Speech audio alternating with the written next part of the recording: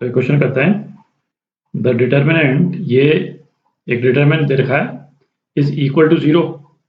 तो A B C के बीच में क्या रिलेशन होगा, है ना, वो अपने को पता करना है। और ये पार्ट डी है ना, इसको भी देखेंगे। पहले डिटर्मिनेंट को सिंप्लीफाई करते हैं। तो ये क्या है, A B A alpha plus B, B C B alpha plus C, और A alpha plus B B alpha plus C, और ये 0। तो इसमें देखें, यदि पहली रो को हम अल्फा से मल्टीप्लाई करके और सेकंड रो से ऐड कर देते हैं तो थर्ड रो के एलिमेंट्स आ जाते हैं अपने पास में। ठीक है, तो अपन ये ऑपरेशन कर लेते हैं सिंप्लीफाई करने के लिए। थर्ड रो में, है ना, ये दो एलिमेंट 0 हो जाएंगे। रो 3 को हम रिप्लेस कर रहे हैं, रो 3 माइनस अल्फा रो 1 माइनस रो 2। ठीक है, तो फर्स्ट दो रोज तो सेम ही रहेंगी, A B A alpha plus B B C B alpha plus C. अच्छा, ये 0 हो जाएगा, है ना, ए अल्फा प्लस बी, ये माइनस कर दिया इसमें से। अच्छा, ये भी 0 हो जाएगा, बी अल्फा प्लस सी। यहाँ पे क्या आ जाएगा, है ना, 0 माइनस इस टर्म्स को अल्फा से मल्टीप्लाई कर रहे हैं अपन, minus A alpha square minus B alpha.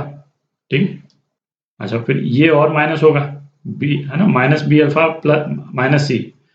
तो माइनस बी अल्फा यहाँ पहले से ही है, तो ये माइनस 2b अल्फा हो जाएगा और एक माइनस ही जुड़ जाएगा।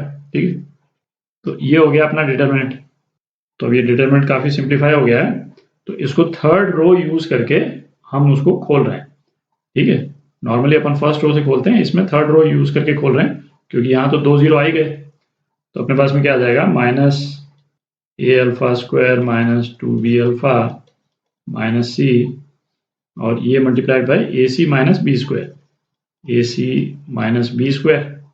ठीक है, तो है ना, इसको रीअरेंज कर लें अपन, A alpha square plus 2b alpha plus C into B square minus A C. ठीक, और ये हमको कितना दे रखा है, ये 0 के बराबर दे रखा है। ठीक, तो इससे दो रिलेशन आ जाएंगे अपने पास में, A alpha square plus 2b alpha plus C is equal to 0, और B square minus A C is equal to 0।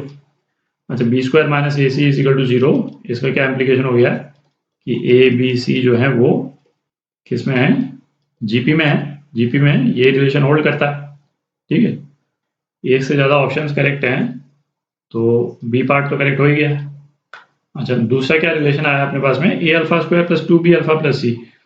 तो इसका क्या इम्प्लीकेशन हुआ कि अल्फा जो है वो इस इक्वेशन का रूट है, A X square plus 2b X plus C is equal to 0, इसका रूट है ना, रूट है इन द सेंस कि इसमें हम अल्फा डाल देंगे तो 0 आ जाएगा। ठीक है, ये इम्प्लीकेशन। तो रूट है, इसका क्या मतलब निकला कि इस वाला, ये वाला जो फंक्शन है, इसको अपन किस तरह से लिख सकते हैं, x माइनस अल्फा इंटू, है ना, कोई फंक्शन x जो भी बच जाएगा, है ना, x माइनस अल्फा को एज अ फैक्टर अपन ने निकाल लिया, इज इक्वल टू 0। ठीक, जैसे किसी भी क्वाड्रेटिक इक्वेशन में यदि अल्फा बीटा रूट्स होते थे, तो उस क्वाड्रेटिक इक्वेशन को अपन किस तरह से लिख सकते थे, x minus alpha x minus beta, है ना, इज इक्वल टू 0, है ना, इसी तरह से लिखते थे। तो ये बेसिकली क्या हो जाते थे, ये फैक्टर्स हो जाते थे। ठीक है, ओरिजिनल फंक्शन के। तो x माइनस अल्फा जो है वो फैक्टर हो गया। ठीक, तो सेकंड ऑप्शन जो करेक्ट है इसमें वो क्या है, डी। तो ये क्वेश्चन करते हैं, for positive numbers x y z, है, न्यूमेरिकल वैल्यू निकालनी है इस डिटर्मिनेंट की। अच्छा, इस डिटर्मिनेंट में देखें, जो अलग अलग एलिमेंट्स हैं उनका बेस जो है वो अलग अलग है। फर्स्ट रो में बेस जो है वो लॉग का बेस x है, दूसरे वाले में बेस y है, और तीसरे वाले में z है। तो लॉग से रिलेटेड जो क्वेश्चंस हैं, या किसी भी क्वेश्चन में, है ना, लॉग रिलेटेड एक्सप्रेशन आता है, उसमें एज अ जनरल प्रिंसिपल, यदि अलग अलग वेरिएबल्स में लॉग का बेस जो है वो अलग अलग दे रखा है, तो पहला काम तो अपने को क्या करना चाहिए, है ना, बेस कॉमन कर लें। ठीक है, मतलब एज अ जनरल प्रिंसिपल। तो इस केस में भी यही करते हैं अपन। तो ये लॉग से रिलेटेड जो है वो जितने एक्सप्रेशंस हैं उनको अपन लॉग टू द पावर से बेस के, जो एक्स वाई जेड से डिफरेंट कोई बेस है ना, बेस के में एक्सप्रेस कर लेते हैं। ठीक है, तो लॉग एक्स log y है ना बेस x, यदि इसको अपने को एक्सप्रेस करना है बेस के में तो कैसे करेंगे, log y बेस के अपॉन log x बेस के, ठीक है। अच्छा, किसी भी लॉग फंक्शन का बेस इस तरह से कैसे अपन चेंज करते हैं कॉमन बेस में, है ना, ये तो अपन कर चुके हैं, उसको रिकॉल कर लेते हैं ब्रीफली। सपोज log b है बेस a, ठीक है, और अपने को इस एक्सप्रेशन को किसी दूसरे बेस में एक्सप्रेस करना है, तो सपोज ये x के बराबर है, तो इसका इम्प्लीकेशन क्या था कि a⁻x जो है वो b के बराबर होगा। अच्छा, अपन दोनों तरफ यदि log ले लेते हैं, है ना, बेस के में, तो क्या आ जाएगा, log a बेस के x बाहर आ गया, और ये क्या हो गया, log b बेस के। तो अगेन है ना, x की वैल्यू जो है वो क्या आ जाती है, log b बेस के अपॉन log a बेस के, ठीक है। और वही चीज़ लिखी है अपन ने यहाँ पे, तो इसमें जितने log फंक्शंस हैं सबका बेस चेंज कर देते हैं अपन। तो क्या लिख सकते हैं अपन, तो इसमें ऐसा करते हैं, 1 को भी है ना log के टर्म्स में एक्सप्रेस कर लेते हैं। तो 1 को अपन क्या लिख सकते हैं, log x बेस x, ठीक है, और इसका भी बेस चेंज करते हैं अपन, तो log x बेस के अपॉन log x बेस के, ठीक है, ये लिख सकते हैं अपन। तो इसको लिख लेते हैं log x upon log x। अच्छा, मैं हर एक में बेस के मैं लिख नहीं रहा हूँ, है ना, के की कोई भी वैल्यू बहुत रिलेवेंट है नहीं, तो केवल log लिख रहे हैं, है ना। ये एज्यूम्ड है कि जितने log जो अपन लिख रहे हैं अब, है ना, वो सब बेस के में है।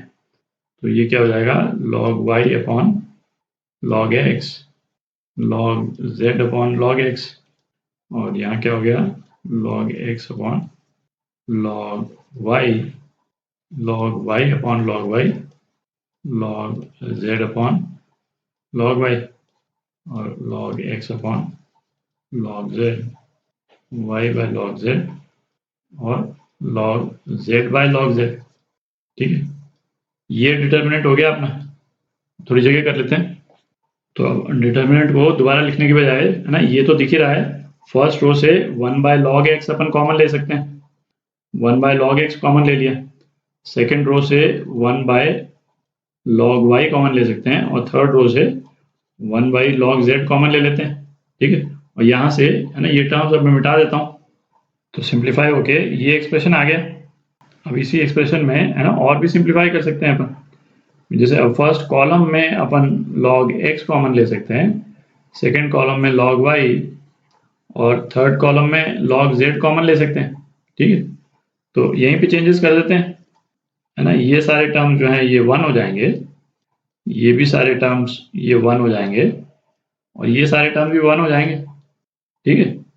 तो सारे एलिमेंट सेम हो गए इस डिटरमिनेंट के, तो इसकी वैल्यू जो है वो क्या हो जाएगी, 0 हो जाएगी, ठीक है। ये आपका आंसर।